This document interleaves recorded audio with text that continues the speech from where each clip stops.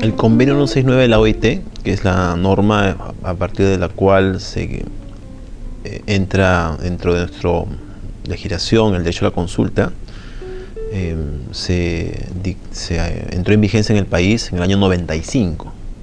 ¿Ya?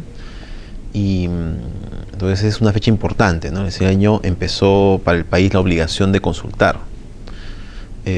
Sin embargo, la ley de consulta de septiembre del año pasado introduce un procedimiento, un conjunto de etapas y reglas para hacer la consulta.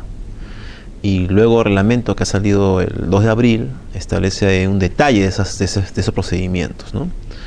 Ni la ley ni el reglamento y los procedimientos que contienen pueden ser aplicados de forma retroactiva, y pueden utilizarse como referente para juzgar el cumplimiento del derecho a la consulta de actos que se hubieran producido, que se hubieran aprobado de manera previa. Eso solamente podrán usarse como un referente para determinar si ha habido consulta o no de la publicación de estas normas hacia adelante, ¿no?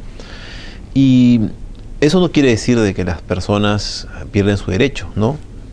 Pero tendrá que juzgarse este derecho en el marco de las normas en ese momento vigentes.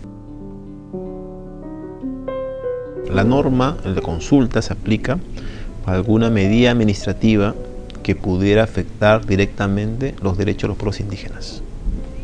Eso quiere decir varias cosas. En primer lugar, no es que todo proyecto de inversión requiere pasar por consulta a pueblos indígenas. Como su nombre lo indica, el primer requisito es que hayan pueblos indígenas en la zona de los proyectos.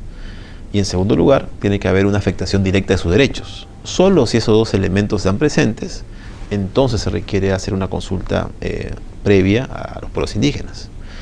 Entonces, no en todos los casos eso ocurre, ¿no? Bueno, en ese supuesto, para empezar, ya hay un estudio de impacto ambiental aprobado, ¿no? Eso ya se aprobó un estudio de impacto ambiental en ese caso. O sea, ya se tomó una decisión. Y en segundo lugar, es evidente que la autoridad ha considerado que no hay ninguna afectación directa de un derecho colectivo de un pueblo indígena. Entonces, este derecho a la consulta necesita necesariamente que existan esos dos componentes, ¿no? Que hayan pueblos indígenas y además que haya una afectación directa a los derechos colectivos de los pueblos indígenas.